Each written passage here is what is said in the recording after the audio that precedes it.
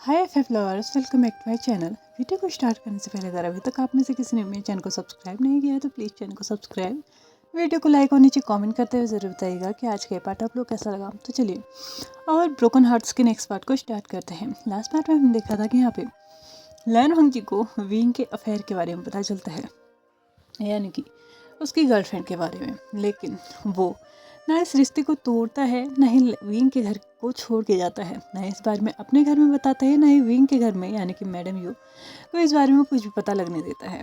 लेकिन हाँ, उसने जो किया था वो उससे भी ज़्यादा खतरनाक था। उसने विंग और अपना ना एकदम से कनेक्शन ही कट कर दिया था। वो एक घर में थे तो सही, लेकिन एक दूसरे की शक्ल भी उन दोनों को अब रेयरली ही दिखा करती थी।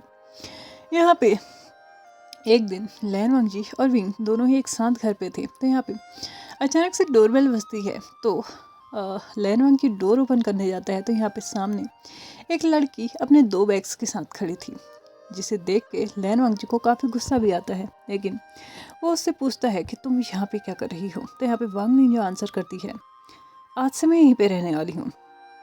ये सुन के लैन वंग जी के तो जैसे तन बदन पे आग लग चुकी थी।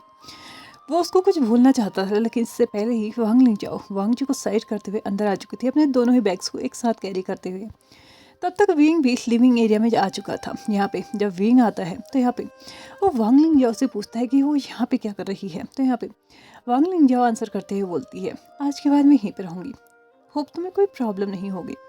ऐसा कहते हुए वो विंग से मतलब हक करने लगती है उसको। विंग लैन वांग जी की तरफ देखता है, उसके बाद वांग लिंजाओ को अपने से दूर करते हुए बोलता है, क्या कर रही हो तुम। वांग लिंजाओ बोलती है, वही जो मैं हमेशा करती हूँ। विंग अपने आइज को रोल करते हुए वांग लिंजाओ को अपनी धीमी आवाज़ में बोलता है, प्लीज़ बंद करो, और तुम यहाँ पे क्यों आई हो, अपने घर पे जाओ। तो यहाँ पे वांग लिंजाओ बोलती है, तुम्हारे और मेरे बारे में सब कुछ पता चलने के बाद मेरे घर वालों ने मुझे बाहर निकाल दिया, इसलिए अब से मैं यहीं रहूँगी, क्योंकि ये तुम्हारी वजह से हुआ है, तो इस घर में मेरा भी अधिकार है। यहाँ पे लैन वांग जी इन दोनों की ही बकवास को सुन रहा था। लैन वांग जी इन दोनों की ही बकवास को सुनने के बाद अपने आइज को रोल करते हुए अपने कमरे में जाने लगा था कि तभी पीछे से वांग लिंजाओ लैन वांग जी को रोकते हुए बोलती है, आज से मैं इसी घर में रहूँगी, होप तुम्हें कोई प्रॉब्लम नहीं होगी। तो यहाँ पे लैन वांग जी जो अपने आप कदमों को आगे बढ़ा रहा था, उसने अपनी जगह पे अपने कदमों को रोका, टर्न हुआ, वांग लिंजाओ के सामने गया। बिना विंग को देखे ही उसने रिप्लाई किया, ये घर जिसका है उसकी तुम गर्लफ्रेंड हो, तो यहाँ पे रहती हो, यहाँ पे आके मरती हो, मुझे कोई फ़र्क नहीं पड़ता, बट मुझे फ़र्क पड़ेगा अगर तुम कुछ ऐसा काम करोगी जिससे मुझे तकलीफ़ होगी। और स्पेशली तुम इस घर में कहीं भी जा सकती हो, लेकिन मेरे रूम में गलती से भी कदम मत रखना। बाकी तुम और तुम्हारे बॉयफ्रेंड क्या करते हैं मुझे इससे कोई मतलब नहीं है। ऐसा कहते हुए लैन वांग जी यहाँ से जा चुका था। दूसरी तरफ विंग वांग लिंजाओ को अपने कमरे में ले जाते हुए उसको टाइटली उसके आर्म्स को पकड़ते हुए बोलता है, क्या बकवास थी ये, तुम यहाँ पे क्यों रहोगी। यहाँ पे वांग लिंजाओ बेड में मतलब अपने हाथ को छुड़ा के वो बेड में बैठती है। उसके बाद बोलती है, क्योंकि तुम भी अच्छे से जानते हो जिस स्थिति में मैं अभी हूँ, उस स्थिति में मेरे घर वाले तो मुझे अपने घर में रखने से रहे, उन्होंने मुझे घर से बाहर निकाल दिया और मेरे पास कोई और ऑप्शन नहीं था। विंग आइज को रोल करते हुए बोलता है, तो मुझे पहले बता सकती थी, मैं कहीं और तुम्हारे रहने का इंतजाम कर देता। तो यहाँ पे वांग लिंजाओ बोलती है, मुझे नहीं लगता कि इस सिचुएशंस में मुझे कहीं और जाना चाहिए, मुझे देखभाल की ज़रूरत है। वो थोड़ा सा ना मतलब इस वे में बोल रही थी जिसकी वजह से ना विंग पूरी तरीके से अननॉयड होने लगा था। उसने वांग लिंजाओ से बोला, तुम इस घर में आ तो गई हो, क्या तुम्हें पता है इस घर में सिर्फ 2 ही कमरे हैं। तो यहाँ पे वांग लिंजाओ बोलती है, तो क्या हुआ, एक में वो लैन वांग जी रह रहा है तो एक में हम रह लेंगे। विंग ने अपनी आंखों को बड़ी बड़ी करते हुए बोला, क्या बकवास है, हम एक कमरे में क्यों रहेंगे। तो यहाँ पे वांग लिंजाओ बोलती है, ऐसा तो नहीं है ना कि हम पहली बार बेड शेयर कर रहे हैं या फिर रूम शेयर कर रहे हैं, तो तुम्हें इतना ऑकवर्ड फील नहीं करना चाहिए। ऐसा कहते हुए विंग से बोलती है कि लिविंग एरिया में जो उसके बैग्स पड़े हुए हैं उनको यहाँ पे ले आओ, एटलीस्ट मुझे अपना बैग भी अनपैक करना है और साथ ही साथ मुझे वॉशरूम भी यूज़ करना है। यहाँ पे विंग ना चाहते हुए भी वांग लिंजाओ के बैग्स को अंदर ले आया था, लेकिन उसने वांग लिंजाओ को क्लियरली बोल दिया था कि बेड में वो नहीं सोएगी। लेकिन वांग लिंजाओ ने फिर से बोला, क्या तुम्हें लगता है कि इस सिचुएशन में मुझे बेड में ना सो के काउच पर सोना चाहिए या फिर नीचे सोना चाहिए। देखो तुम अच्छे से डिसाइड कर लो करना क्या चाहिए। क्योंकि मेरे हिसाब से तो मुझे बेड पे ही सोना चाहिए, मुझे वहीं पे कंफर्टेबल फील होगा। विंग आइस को रोल करता है, उसके बाद बोलता है ठीक है, तुम बेड पे सोगे और मैं काउच पे।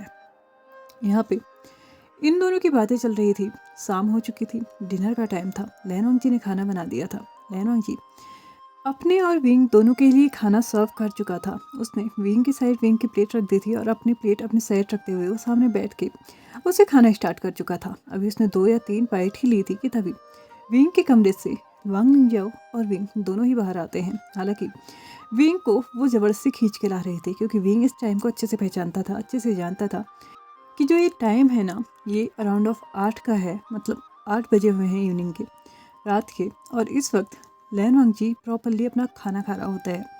और पिछले कुछ दिनों से जो भी उनके साथ हो रहा था, जो भी हुआ था, उस वजह से विंग ने उसको बिल्कुल भी डिस्टर्ब करने की नहीं सोची थी, एटलीस्ट खाना खाते वक्त नहीं। इसलिए वो वांग लिंजाओ को मना कर रहा था कि अभी हमें बाहर नहीं जाना चाहिए, लेकिन फिर भी वांग लिंजाओ उससे बोलती है कि उसे बहुत ज़्यादा भूख, मतलब जोर की भूख लगी है।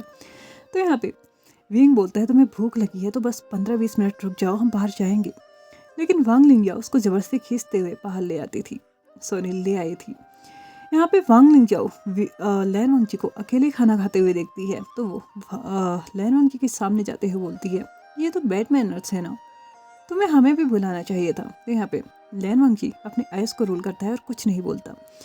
वो अपने खाने को कंटिन्यू करता है।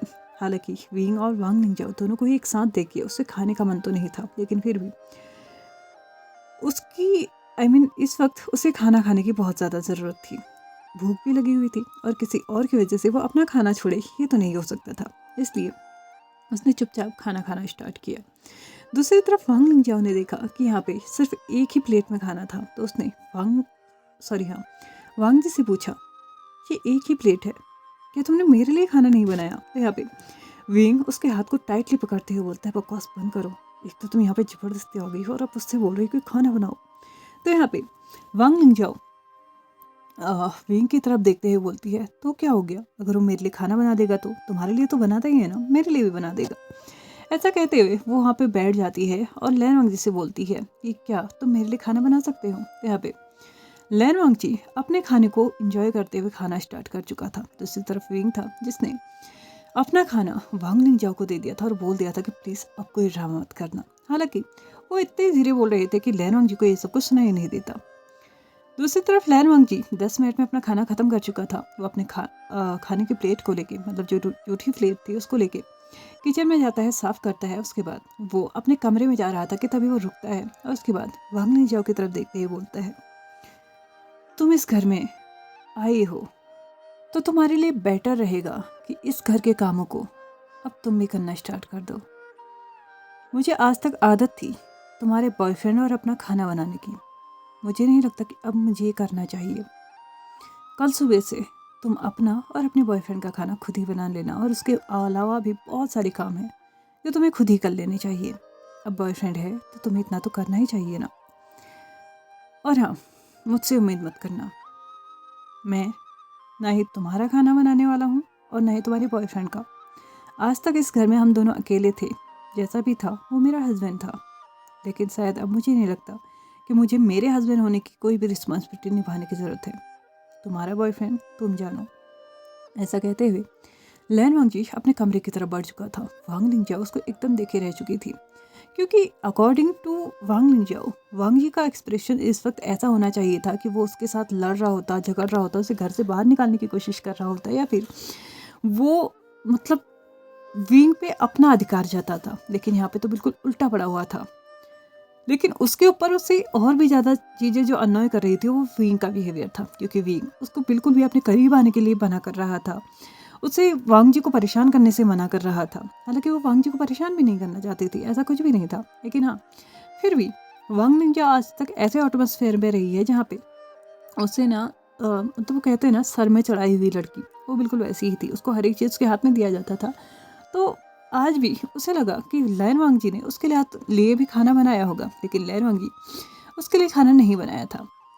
Next morning as usual, as habit, मतलब जैसी हैबिट लैनवांग जी की थी वैसे ही उसने अपने और विंग के लिए फिर से ब्रेकफास्ट बनाया था। ब्रेकफास्ट बना के उसने विंग की साइड विंग का रख दिया था और अपने साइड अपना रख के वो खा के वहाँ से उठने ही वाला था कि तभी वांग लिंजा वहाँ पे आते हुए बोलती है तुमने आज फिर मेरे लिए ब्रेकफास्ट नहीं बनाया, क्या तुम्हारे हाथ घिस जाएंगे अगर तुम मेरे लिए खाना बना दोगे तो यहाँ पे लैन वांग जी वांग लिंजाओ की तरफ देखता है, उसके बाद उस प्लेट की तरफ। उसने उस प्लेट को पकड़ा, डस्टबिन में फेंक दिया, उसके बाद बोला, ये मेरी आदत है, मुझे तीसरे के लिए खाना बनाना अच्छा नहीं लगता। ये मेरी आदत है कि मुझे 2 ही लोगों का खाना बनाना अच्छा लगता है, लेकिन शायद मुझे अपनी इस हैबिट को ना चेंज करना होगा, क्योंकि अब शायद मुझे एक ही लोग के लिए, एक ही इंसान के लिए खाना बनाने की ज़रूरत है। कोई बात नहीं, अगर किसी ने मुझसे ज़्यादा बन गया ना तो मैं ऐसे उसे डस्टबिन में फेंक दूंगा, तुम्हें देने से तो अच्छा ही होगा। ऐसा कहते हुए वो अपने कमरे में जाके अपने बैग्स को लेके वो अपने ऑफिस के लिए निकल चुका था। दूसरी तरफ वी जो कि यहाँ पे आया था, वो भी कम्प्लीटली हैबिचुअल हो चुका था। सुबह सुबह लैन वांग जी जो ब्रेकफास्ट बनाता था, भले ही एक साथ नहीं खाते थे, लेकिन फिर भी उसे लैन वांग जी के हाथ का बनाया हुआ खाना मिलता था। लेकिन आज उसके लिए वहाँ पे कुछ भी नहीं था। वो वांग लिंजाओ से पूछता है, क्या वांग जी जा चुका है? तो यहाँ पे वांग लिंजाओ बोलती है, हाँ तुम्हारा हस्बैंड जा चुका है, और साथ ही साथ तुम्हारे हिस्से का ब्रेकफास्ट वो डस्टबिन में डाल के गया है, खाना है क्या? विंग अपने आइज को रोल करते हुए बोलता है, मुझे यकीन है तुमने कुछ ना कुछ उल्टा सीधा बोला होगा। मैंने तुमसे कहा है वांग लिंजाओ कि प्लीज, तुम्हारे और मेरे बीच में जो भी है वो अलग चीज है, लेकिन प्लीज इस सब में वांग जी को मत घसीटो। लहनजान को इसमें बिल्कुल भी घसीटने की जरूरत नहीं है। तुम्हारी जो भी प्रॉब्लम है वो मेरे साथ है, तुम उस तक ही सीमित रहो। यहाँ पे वांग लिंजाओ चेयर पे बैठते हुए बोलती है, तुम्हारे साथ मुझे कोई प्रॉब्लम नहीं है। अब मुझे इस बात की टेंशन है कि क्या मैंने इस घर में आगे सही किया है नहीं। एनीवेज, तुम्हारे ऑफिस जाने में भी टाइम है, तो क्या तुम मेरे लिए ब्रेकफास्ट बना सकते हो?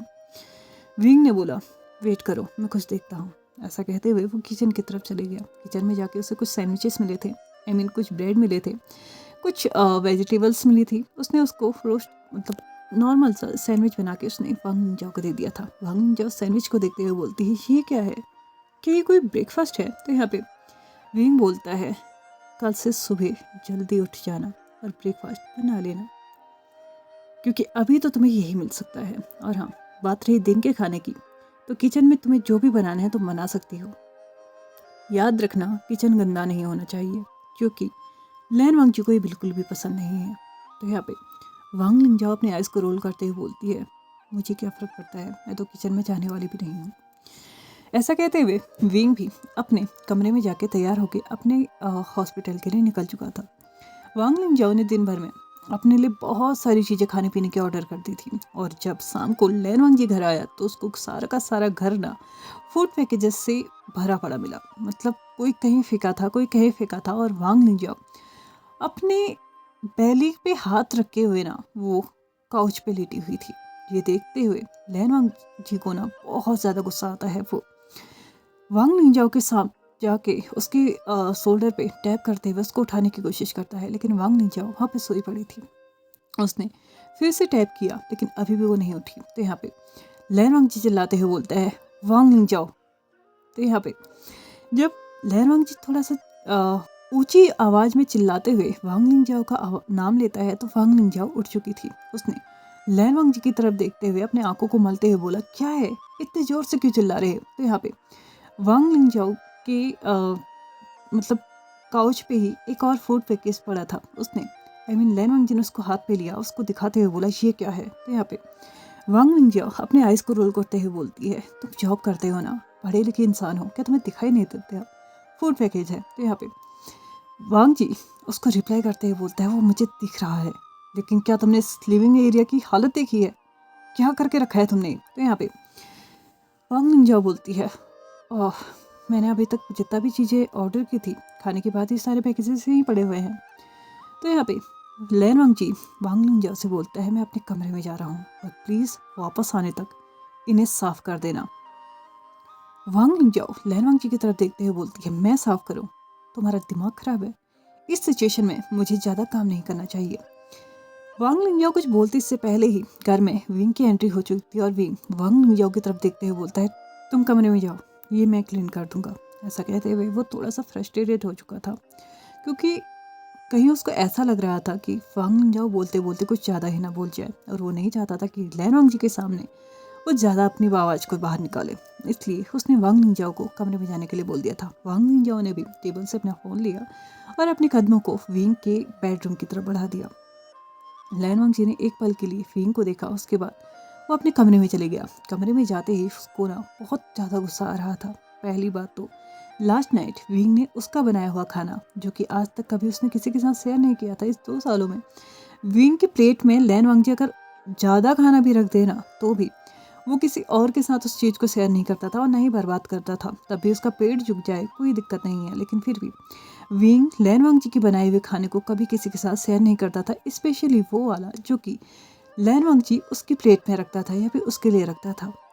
लेकिन कल लास्ट नाइट उसने वांग लिंजाओ के लिए उसका खाना वांग लिंजाओ को दे दिया और आज इस लिविंग एरिया की ऐसी हालत देखने के बाद विंग ने उसको कमरे में जाने के लिए बोल दिया और खुद उस सब को साफ कर रहा है। जबकि अगर वो चीज़ें लैन वांग जी ने की होती तो विंग ये बोलता कि हम दोनों साथ में एक सब कुछ कर लेते हैं।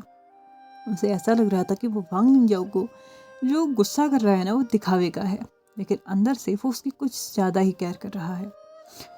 यहाँ पे लैन वांग जी को अचानक से थोड़ा सा डिजीनेस फील होता है। वो अपने बेड पे बैठता है, उसके बाद अपने फॉरहेड को मसाज देते हुए बोलता है, काम डाउन लैन वांग जी, तुम्हें इस वक्त इतना ज़्यादा गुस्सा नहीं होना चाहिए, और वैसे भी ऐसे लोगों के लिए तो बिल्कुल भी नहीं। ऐसा कहते हुए वो अपने सामान को अपनी अप्रोप्रिएट जगह पे रख देता है, अपने बाथरूम में जाता है, हल्का सा फ्रेश होके वो बाहर आता है। बाहर आने के बाद वो जब अपने कमरे से बाहर आता है तो उसे कोई भी नहीं दिखता और वो किचन में जाके अपने लिए खाना बना के अपने रूम में ले आता है, क्योंकि अब वो उन दोनों को और ज़्यादा फेस नहीं करना चाहता था।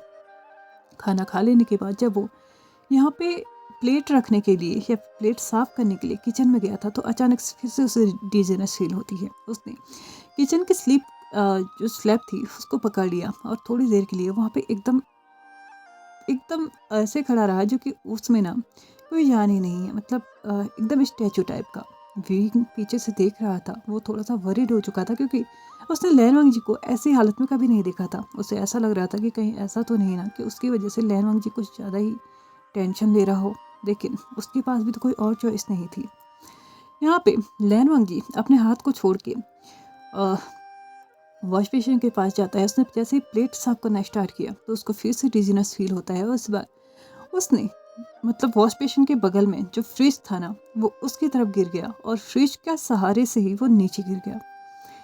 हालांकि वो बहुत ज़्यादा फोर्स के साथ नहीं गिरा था, लेकिन इस वक्त लैन वांग जी ज़मीन पे पड़ा हुआ था। विंग ने जैसे ये देखा तो उसने अपने कदम लैन वांग जी की तरफ बढ़ाए और उसने लैन वांग जी के चीक्स को टैप करते हुए उसको उठाने की कोशिश की, लेकिन लैन वांग जी अभी तक बेहोश हो चुका था। विंग ने उसको बहुत उठाने की कोशिश की, उसके मुंह पे पानी की छींटे भी मारे, लेकिन लैन वांग जी हल्का सा अपना आंखें मतलब हल्की सी मूवमेंट होती, लेकिन फिर अगले ही पल वो फिर से बेहोश हो जाता, जिसकी वजह से विंग बहुत ज़्यादा टेंशन में आ चुका था। विंग ने लैन वांग जी को अपने आर्म्स में लिया, उसे अपने बेडरूम में ले गया, बेड पर सुलाया, उसके बाद जल्दी से डॉक्टर को कॉल किया। डॉक्टर जो कि उसी की कॉलोनी में रहता था वो जल्दी ही पहुंच भी चुका था। वहाँ पे आने के बाद डॉक्टर ने लैन वांग जी को चेक करना स्टार्ट किया।